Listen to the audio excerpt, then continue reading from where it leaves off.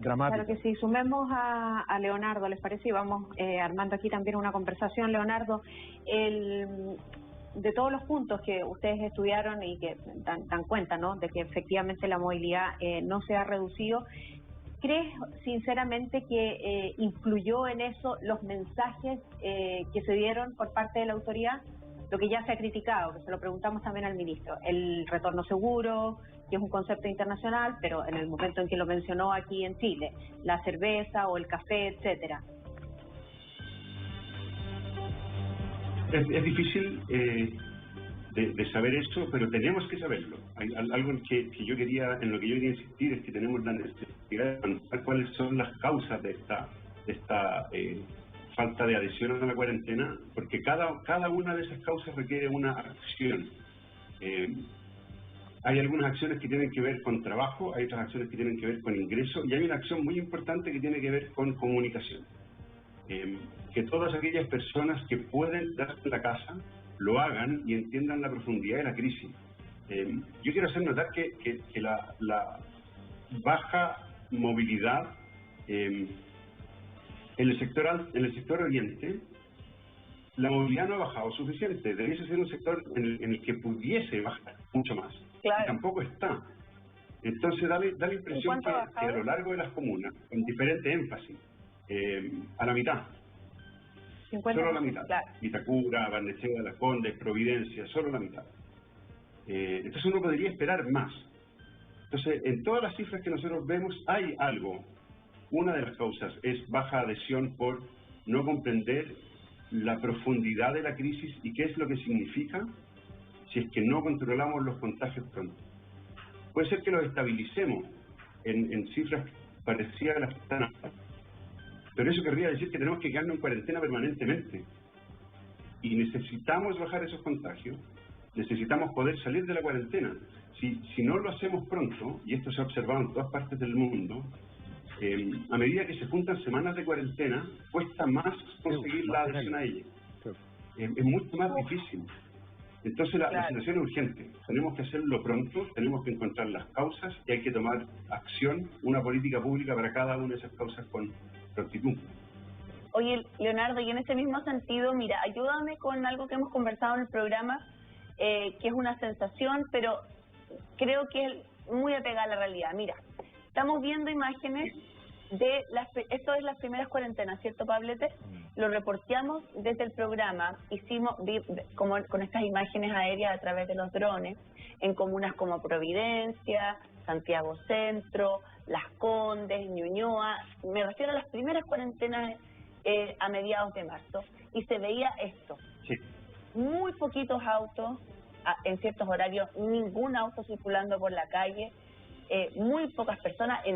Me acuerdo del centro de Santiago, me acuerdo de un móvil con Simón Olivero y no había nadie en la calle. Eso nunca más lo vimos, ¿o estoy equivocada? No está demasiado equivocada.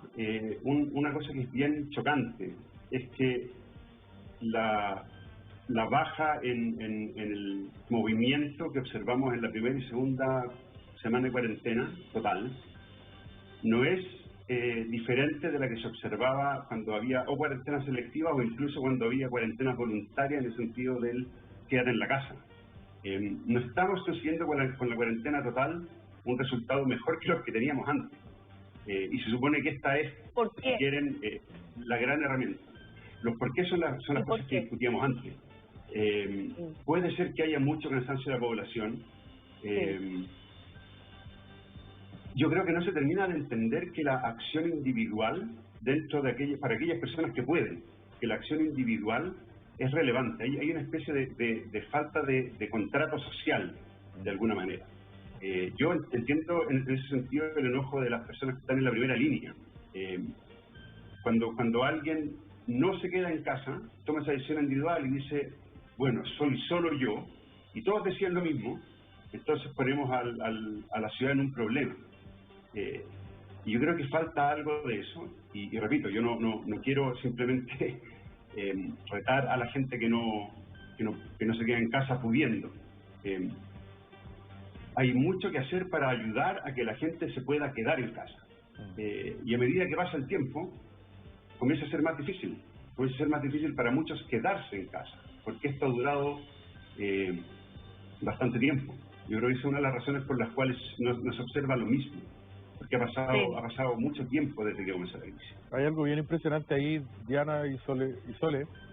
Me hace mucho sentido lo que dice Leonardo, porque pensemos en la Teletón. ¿Hay carabineros obligándonos a ir a depositar al banco? No. La gente va porque está convencida de que es una causa de bien social. Tú le preguntas a tus hijos más chicos, Diana, y te van a decir lo que nos dicen a todos: hay que ir a ayudar a los niños los niños impedidos, porque desde chicos ya estamos seteados porque es una causa que todos compartimos. En cambio, esta crisis, por alguna razón, que vamos a tener que terminar rápidamente, sigue siendo una crisis que viene desde la autoridad. Tal vez fue el manejo del ministro Mañalich con esa lógica de: yo soy el diostor, ustedes no saben, díganlo, ustedes hacen lo que yo digo. En circunstancias que lo que había que decir es: yo sé probablemente más que ustedes, pero no me las sé todas, necesito que me ayuden, no voy a poder hacerlo todo, hagámoslo todos juntos. Esa es la primera parte. Luego, como le decía Leonardo, hay cosas concretas que tenemos que abordar urgentemente y con sentido de urgencia. ¿Cómo le aseguramos a la gente que depende de su ingreso mensual que se quede en la casa y no tenga que salir a trabajar? Con una mirada mucho menos elitista como la que ha tenido el gobierno hasta ahora. O sea, yo sé que hay un acuerdo, por ejemplo, los 16 economistas para usar 12.000 millones de dólares para poder salir adelante en este tiempo duro. Es un tremendo avance. Pero ¿por qué no han escuchado a la gente que está en la base social? Por ejemplo, la gente que habla desde el mundo de las pymes o del mundo de la clase media.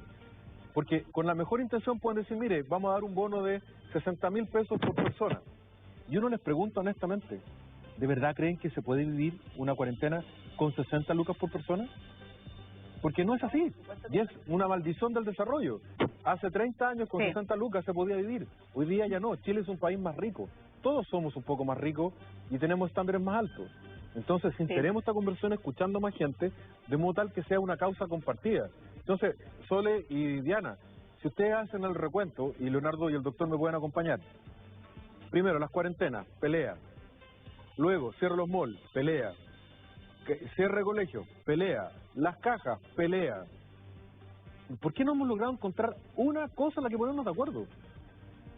Porque hay un problema del diseño de país, que todos somos súper conflictivos, pero también porque esta gran causa, que es la más importante desde la guerra del Pacífico, el pueblo chileno no está convencido.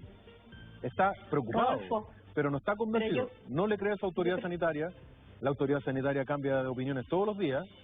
Segundo, tiene claro que se le acaba la plata o la caja de aquí a 15 días más, y como dice Leonardo súper seriamente, esto no se resuelve con más militares en las calles, se resuelve con la convicción de la gente quedarse, y mientras más se alarga esto, más difícil es lograr esa combinación. Por tanto, un llamado súper potente al mundo del poder que toma decisiones, básicamente el Congreso y el gobierno: apurarse con el ingreso de emergencia.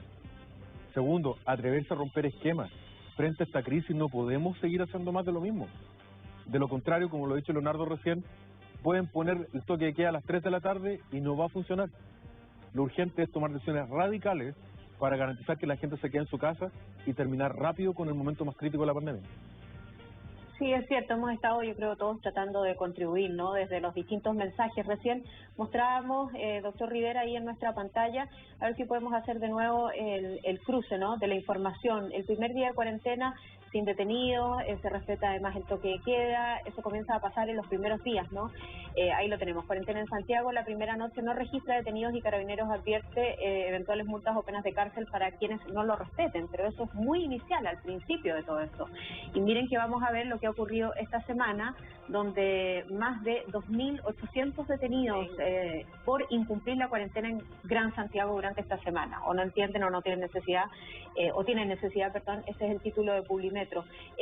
Doctor Rivera, hay una cuestión que yo creo que es más de fondo, que tiene que ver no solo con el momento en el que nos pilla la pandemia, con un estallido social de por medio, con mucha falta de credibilidad, ¿no?, en todos los ambientes y en todos los aspectos. Tiene que ver también con que con el tiempo fuimos perdiendo el sentido de comunidad, ¿no? Nos volvimos seres súper individualistas, donde el problema es mío, yo resuelvo mi problema, y bueno, lo que pasa con el que está al lado, problema de él será. Correcto. Cuando nosotros hablamos de salud, hablamos que la salud, bienestar, no solamente físico, psíquico, sino también social. y nuestra sociedad tiene una enfermedad, que la enfermedad es la falta de ser solidario. Lamentablemente, tal como lo dije cuando fue el análisis del recuento de los 100 días, si bien es cierto hemos logrado que ser solidario aparece ser emergente en algunos grupos que antes no era tan evidente, es también evidente que nos falta mucho para llegar a ser solidarios. Cada uno piensa que es un mundo aparte y que la libertad que es primordial, la libertad personal, independientemente de lo que les pase a otros. Y mucha gente uno lo escucha cuando lo detienen, cuando lo pillan, dice, perdón, pero yo tengo la libertad para moverme y la Constitución me protege para que desplazamiento libremente por las calles. Pero porque a su vez, tal como dijo Rodolfo, hay como una comunicación directa e indirecta que dice lo contrario. Hubo medidas absolutamente asincrónicas. Por una parte, ¿no es cierto?, se hizo la cuarentena, pero no estábamos preparados para ayudar a la gente que lo necesitaba. Se hizo la cuarentena y no estábamos preparados para fiscalizar a quien no lo cumplía. Y la cuarentena es un chiste, pues hasta hace 3 o 4 días atrás uno veía, ¿no es cierto?, más carabineros en el Estadio Nacional, ¿no es cierto?, que cuando hay un partido de fútbol, que ahora que realmente se necesitaba. Por lo tanto, realmente hubo una sincronía en las medidas porque estábamos poco preparados. La salud probablemente se hizo hartas cosas, pero no se hizo nada respecto a cómo combatir esta pandemia. Y la pandemia no se combate en la última línea. Nosotros debiéramos ser lo menos importante. Debiera haberse combatido a nivel de la ayuda social, a nivel de estar preparados las instituciones que tienen que proteger a la gente necesitada, ayudar a toda la gente que trabaja, ayudar a todas las personas que realmente son los que no respetan la cuarentena, porque algo está pasando, tal como dice nuestro colaborador ahí, que algo está pasando que no se respeta. Unos por necesidad, otros por poca credibilidad, otros porque tienen que trabajar y otros porque no le importa nada. Cada una de esas cosas hay que solucionarlas. Si bien es cierto, esto no se va a solucionar colocando un militar en la calle con un fusil o un carabinero con un palo en la mano, también eso tiene que llamar a respeto. Yo creo que la autoridad también tiene que sentar un precedente que está. Nuestra sociedad requiere enseñanza, requiere ejemplos, pero también requiere señales. Y la señal de autoridad también hay que darla. O sea, yo no creo en una sociedad que libremente camine por las calles sin que nadie regule. Y eso también pasó en nuestra sociedad en el sentido que el Estado dejó de ser por mucho tiempo algo que tuviera significancia y se primó lo que se llama la libertad individual para decidir cualquier cosa sin regulación. Yo creo que hay que llegar a un mix que se llama estabilidad y que se llama equilibrio, y eso lo habíamos perdido. Yo creo que cuando recuperemos eso vamos a ser mejor de lo que pasa en estos momentos. Probablemente ahí lo que dice el doctor Sole y Diana, y no sé si Leonardo está todavía ahí, él podría contarnos, pero Sí. mira, hay un poema que no vamos a citar acá porque es muy largo, pero dice: andamos en autos cada día más caros y llegamos a todos lados tarde. Vivimos en casas cada día más grandes y no sabemos con qué llenarlas. Somos cada día más ricos, pero no somos más felices. Entonces uno ve en el transporte colectivo o en los tacos unos autos de 40 millones, 30 millones, que antes, en la época que nosotros éramos chicos, nadie tenía, y la gente enojada, echando el auto encima. Eso era antes de la pandemia. Y hoy día, cuando tiene que ser puesta a prueba nuestra humanidad, hemos visto el heroísmo de los médicos, hemos visto el heroísmo del mundo de los servicios públicos, pero también hemos visto un nivel de pequeñez con los delincuentes desatados, con gente subiendo los precios en servicios esenciales, haciendo su agosto con la muerte de los seres vivos. Entonces, algo hay profundamente equivocado en la forma que hemos construido la ciudad de Santiago, que es hoy día el foco más importante de contagio. Por ejemplo, nos referimos a Santiago como Santiasco. Nadie se siente orgulloso de la ciudad en que vive, porque no la siente como propia. Nos quejamos todo nos parece mal, todo era para ayer, todo llegó a última hora. Nadie está dispuesto a dar un paso en favor del otro. Entonces, en este matinal que nosotros podemos transmitir este mensaje, yo al menos como alcalde de la Florida sí lo quiero hacer. Tenemos que sentirnos orgullosos del país que hemos construido, porque este es un país contra todo pronóstico, contra los terremotos, contra los temporales, contra todo. La provincia más pobre del Imperio Español hoy día es el país más próspero de América Latina, pero tiene un montón de cosas que resolver urgentemente. Uno de ellos es que somos más ricos, pero somos cada día más inhumanos. Y cuando hemos sido puestos a pruebas por la naturaleza o por Dios, yo creo que por la voluntad de Dios, no estamos dando la nota. Con autoridades centrales en el gobierno que de repente hablan demasiado duro y se olvidan de que están obligados a servir con más respeto a los más pobres. También de gente humilde que cree que todo se le tiene que regalar y el esfuerzo personal importa. Y hay que decirlo clarito, importa. Y aquí luego tenemos que hacer un esfuerzo entre todos, desde el más pobre hasta el más afortunado de los empresarios de Chile. En este bote o nos hundimos todos o salimos todos adelante. Y el problema, Sole y Diana, es que nos queda poco tiempo. Nos queda súper poco tiempo. Quiero darte un solo dato. En el terremoto del 2010 murieron menos de 600 personas. Nosotros ya llevamos 3 veces esa cifra, 4 veces esa cifra, con esta tragedia. Y si no hacemos las cosas correctamente, va a morir más gente que en cualquiera de los terremotos del siglo XX. Los terremotos no se pueden evitar. Ciertamente el coronavirus tampoco tiene una cura, pero ¿podemos hacer para que la gente se salve? Sí, pues, podemos hacerlo. Hay que imaginarse, y me gustaría escuchar a Leonardo que nos ha dado algunas lecciones respecto a la construcción de la ciudad. Si no somos capaces, con lo ricos que somos, con lo prósperos que somos, con lo modernos que somos, ¿para qué caramba sirven todos estos teléfonos tan maravillosos que la gente lo único que hace es para whatsappear o para subir fake news?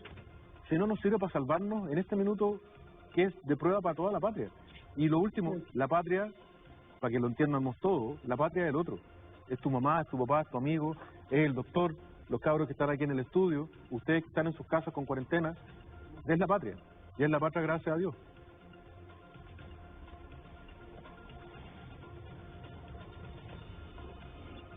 Diana, Sole. Sí, estábamos escuchando atenta, es que tú le habías dado la palabra a Leonardo. No, pero yo no doy la palabra acá, son ustedes, pues. Sí, no, por eso, no, pero si es yo una preguntaba conversación nomás. entre todos nosotros. Leonardo, Hacemos caso.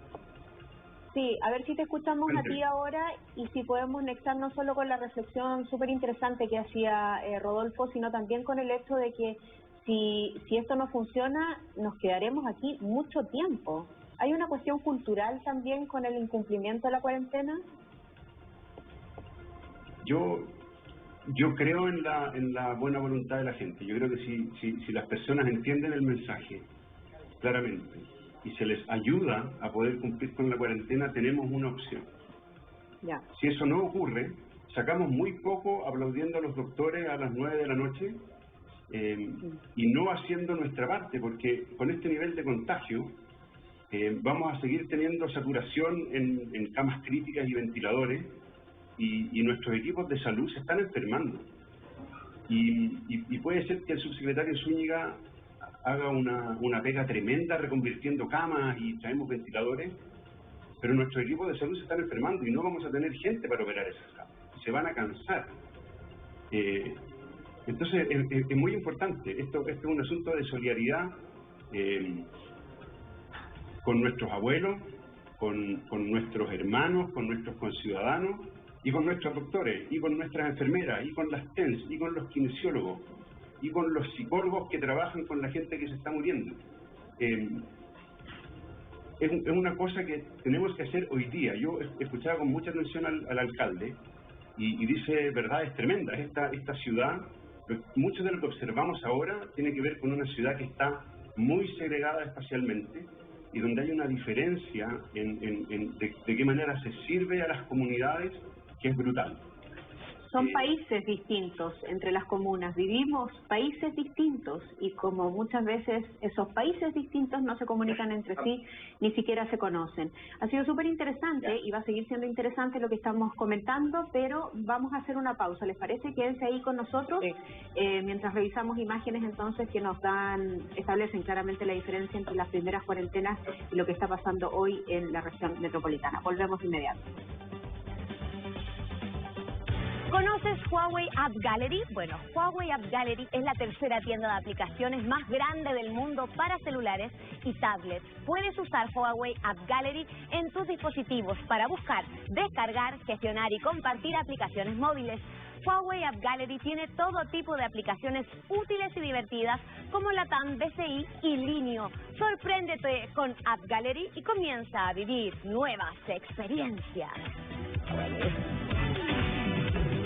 Anda a tu Santa Isabel más cercano y disfruta de las santas ofertas que siempre tiene Santa Isabel. Precios muy convenientes en los mejores productos. Aprovechen leche entera, semi o descremada Surlat a solo 749 pesos el litro. Oferta válida hasta este 15 de junio. ¿Saben por qué? Porque Santa Isabel te conviene día a día. Gracias, Santa Isabel. ¿Qué oferta que tiene,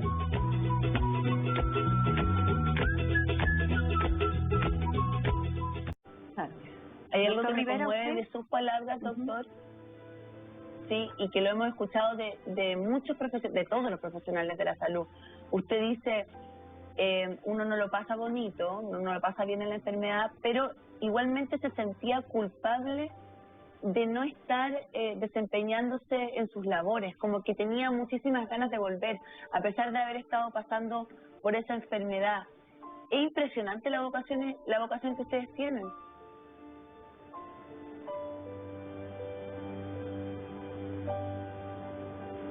Doctor Matute. Sí, Sí, parece. ¿me puede repetir, por favor? Sí. No le escuché. No, que usted dice hace un ratito en su propia confesión que se sentía culpable de no estar trabajando, a pesar de que estaba librando su propia batalla con la enfermedad. Y es impresionante la vocación que tanto usted como todos los profesionales de la salud que hemos entrevistado tienen, tan fuerte.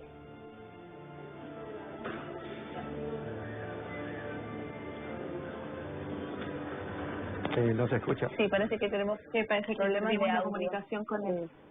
Sí. Doctor La Rivera, vamos a yo le recuperar. preguntaba al doctor Matute por los aprendizajes, ¿no? A propósito de que esto nos ha dado más paciencia, nos ha conectado con la humildad, con entender que somos seres y bastante frágiles, humanos bastante frágiles.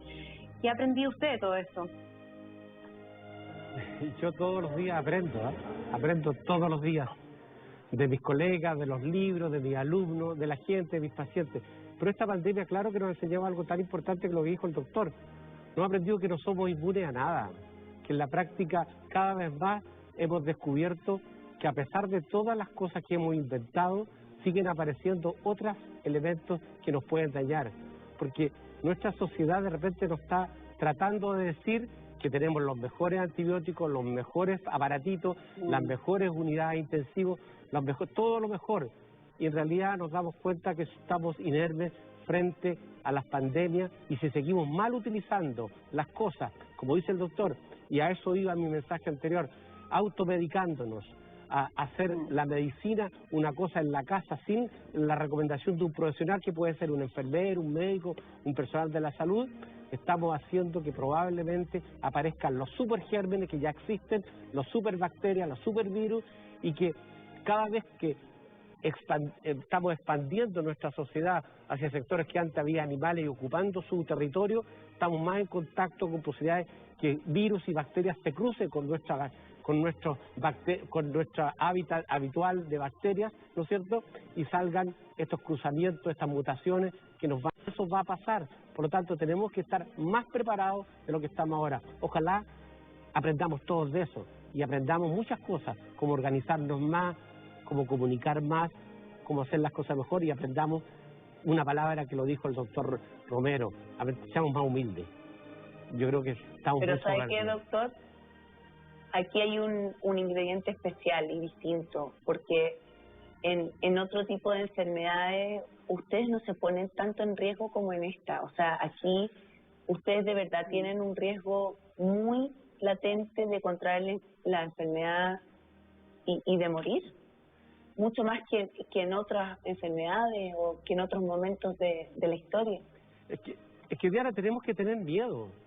Si el miedo sirve, el que no tiene miedo, yo no sé, yo de repente cuando un héroe dicen que es héroe porque se tira solo con un caballo y una espada a atacar un tanque, yo no sé si es tan valiente o en realidad no piensa bien las cosas. Aquí el miedo sirve para armarse y aquí el medio sirve para cuidar y revisar cada uno de los protocolos y los procesos antes de atender a un paciente, colocarse bien la mascarilla, lavarse las manos antes y después, colocarse el gorro, colocarse la ropa plástica, etcétera. Y en la medida que perdemos ese miedo, empezamos a hacer las cosas en forma ineficiente. Por lo tanto, yo le exijo a todos y me exijo a mí, y a veces creo que se me puede olvidar, que sigamos con ese miedo que nos sirve y nos ayuda a protegernos. Es cierto, estamos con un virus que no respeta nada y que es uno de los más peligrosos que he visto yo a este último tiempo. Pero es nuestro trabajo y ese miedo tenemos que manejarlo de tal manera que nos haga más eficientes y no atender. Yo recuerdo con mucha angustia cuando empezó a aparecer en el hospital hace algún tiempo donde estaba, el SIDA, que había médicos que no querían atender a los pacientes con SIDA, porque les daba terror, ¿no es cierto?, contagiarse. Y eso no es lo que dice el juramento, no es lo que dice el juramento.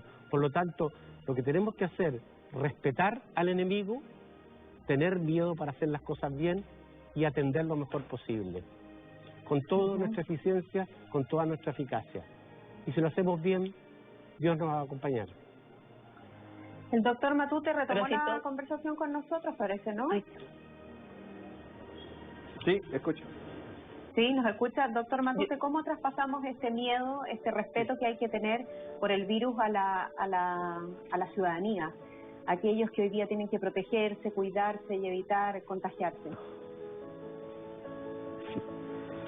Bueno, lo primero es, a través de, como lo estamos haciendo ahora, por medio de comunicación, tratar de bajar información a la población. Y ojalá nosotros también, como personal de salud, también dar a conocer todas las cosas que hacemos a través de una consulta médica para que las familias comiencen también a pasar información entre ellos, o entre los vecinos, o entre grupos poblacionales. Aquí la atención primaria es muy importante. La atención primaria tiene una cobertura impresionante e incluso pueden llegar aún más a las familias, a diferencia de nosotros desde los hospitales. Cuando ya estamos en el hospital es porque ya la cosa ya es un poco tarde, ya quizás no sirve mucho prevenir, qué sé yo, que venga un paciente infectado a la urgencia, o que venga un paciente infartado a la urgencia, ya es un poco tarde. Yo creo que teníamos que haber llegado muchos meses o años antes, y ahí entran otras herramientas del servicio de salud, que son los puestos de atención primaria, los APU, los SAR, y esto es un trabajo, es una cadena de trabajo. Y yo creo que aquí, para los que están escuchando, prevenir es lo más importante. Si una vez que yo estoy enfermo, como bien comentábamos antes, no es que uno tiene todas las herramientas, no es que uno tenga un ventilador, no es que uno tenga una cama, es una serie de medidas. Por tanto, lo mejor para estar sano es prevenir.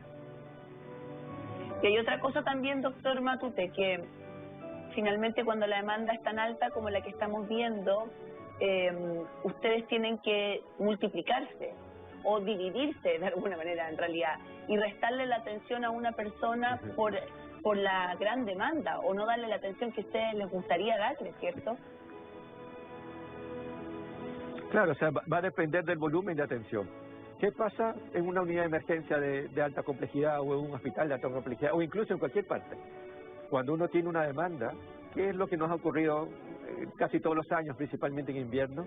Uno hace lo que se llama categorización, hace un triage.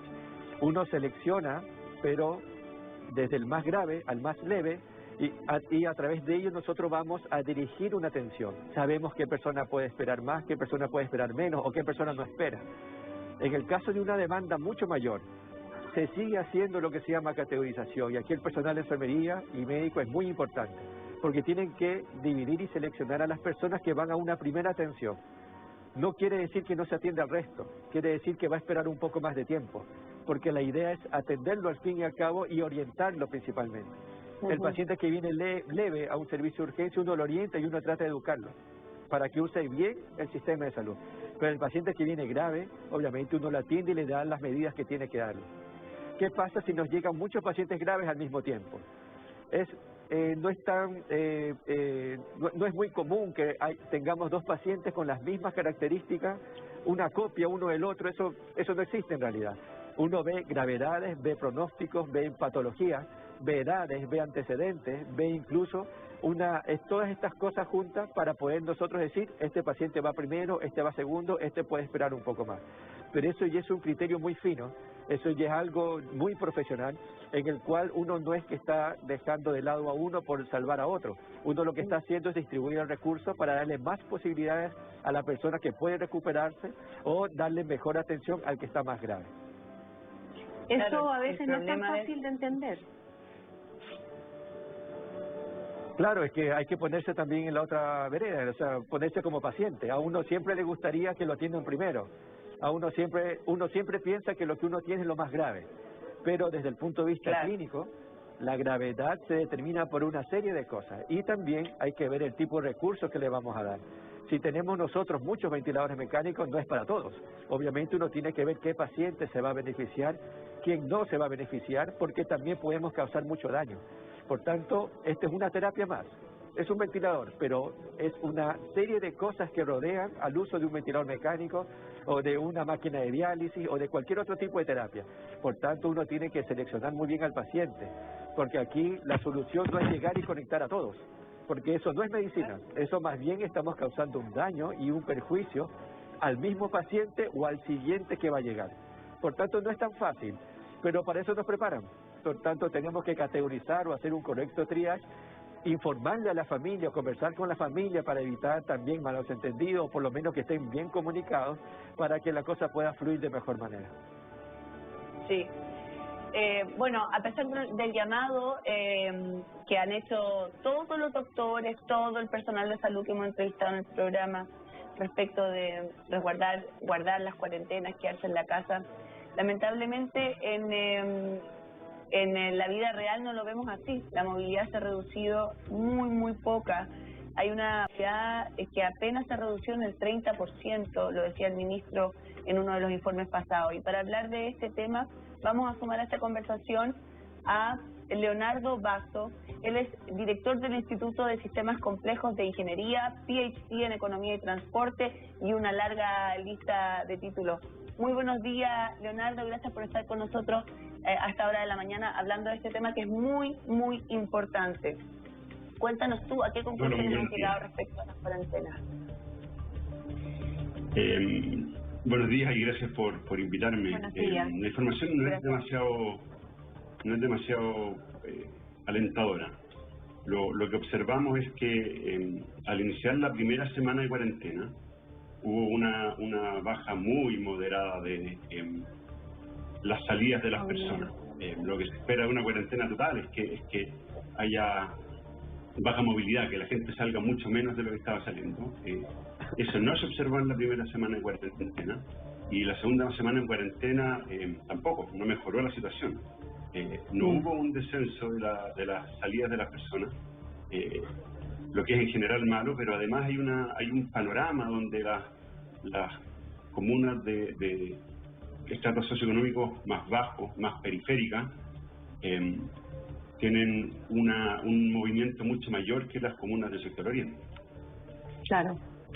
Leonardo, ustedes entregan dentro del informe 4 causas, ¿no?, de por qué la movilidad no ha bajado y no ha logrado reducirse. Comentemos también que para que sea óptima y las cuarentenas funcionen tiene que ser superior al 70% o más, al 80%. Y ustedes hablan de precariedad, de búsqueda de servicios básicos, ¿no?, de la brecha digital, y del desconocimiento, de que la gente no entiende, hay un grupo que no entiende la profundidad de la crisis.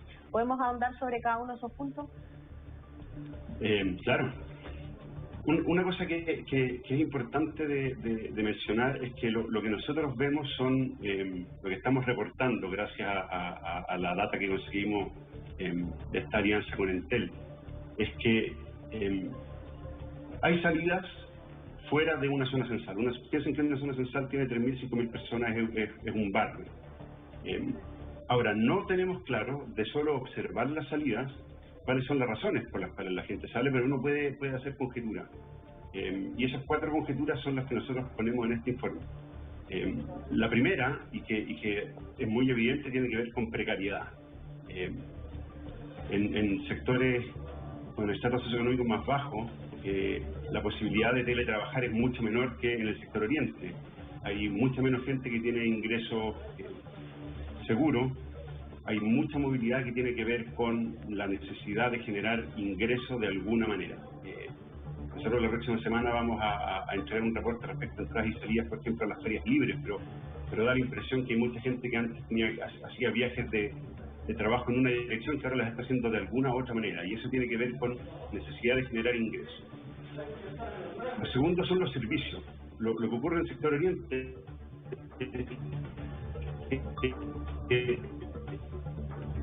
la mayoría de los supermercados abastecernos, pero las comunas más pobres y más periféricas tienen menos acceso a esos servicios.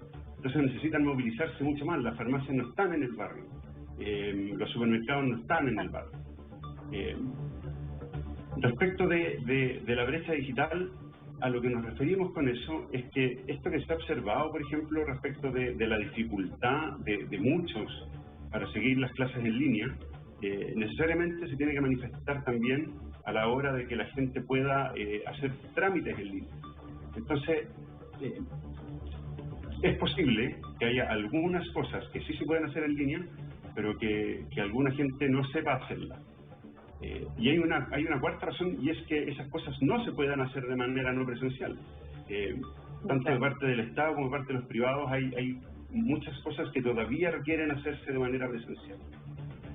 Leonardo, yo creo que efectivamente lo que tú estás retratando con tu estudio es que esta pandemia lamentablemente ha venido a acrecentar esa brecha en igualdad de oportunidades, en una brecha social, en términos de acceso a los servicios. Y eso, doctor, en realidad voy a incluir al alcalde Carter, que ¿estaba todavía por ahí? No lo veía. Alcalde Carter, cómo esta pandemia ha profundizado estas diferencias que sabíamos que existía, que se hicieron patentes a partir del estallido social, pero que una pandemia en que uno al comienzo dice nos va a afectar a todos por igual, no nos afecta a todos por igual. No, bueno, eso es evidente, Diana. Yo creo que todos los que estamos en el servicio público, yo lo he dicho muchas veces, si estoy en esto porque creo que hay muchas cosas que cambiar. Evidentemente hay un montón de brechas de desigualdad que acortar, pero hay dos formas de mirarla. Desde la mirada destructiva, y yo tengo que decir que afortunadamente hicieron esta nota maravillosa con los médicos, que habla de que es la mejor profesión que hay en la vida, ser doctor. Habla de una humanidad, de una belleza en todo lo que hacen muy profunda, que reemplazó un poco la entrevista anterior que fue la de la diputada de Ñuñoa.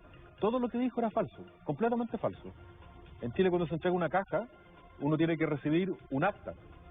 Ella podría devolver la caja, se pueden devolver todas las cajas.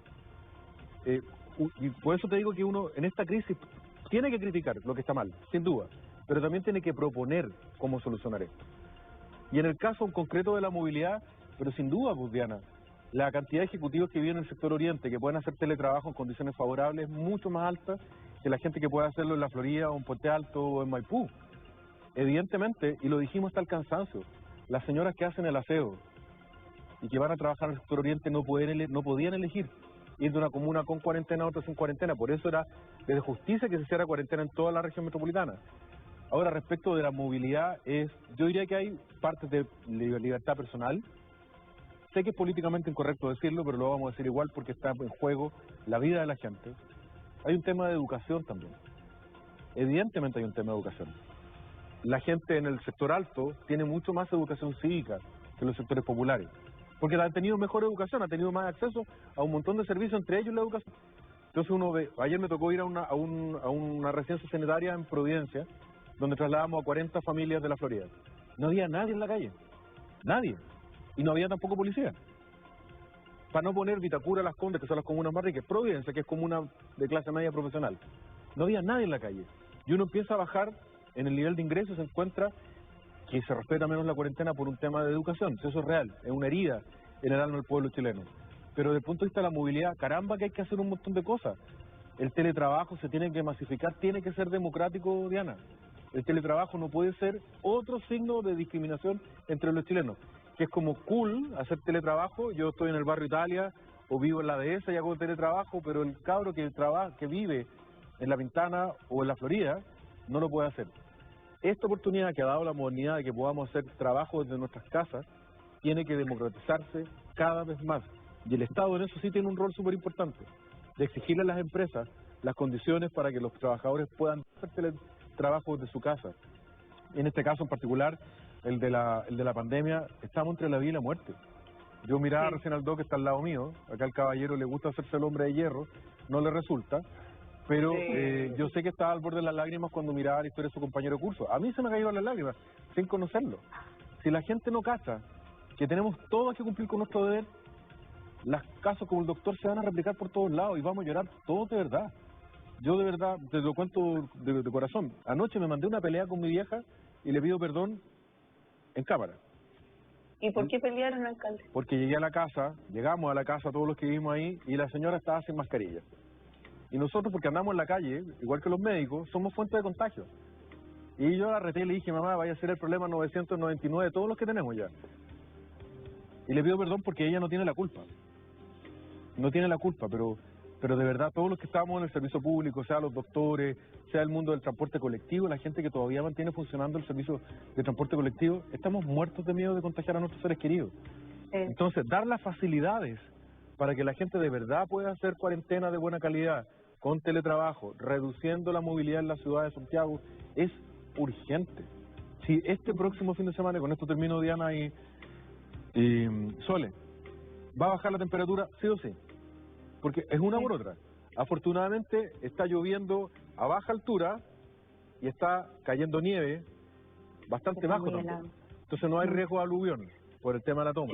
Pero eso va a implicar que va a bajar la temperatura sí o sí en los próximos días. Si nos seguimos pasteleando con la gente en la calle, arriba del auto, por romper la norma, de verdad las noticias van a ser dramáticas las próximas semanas.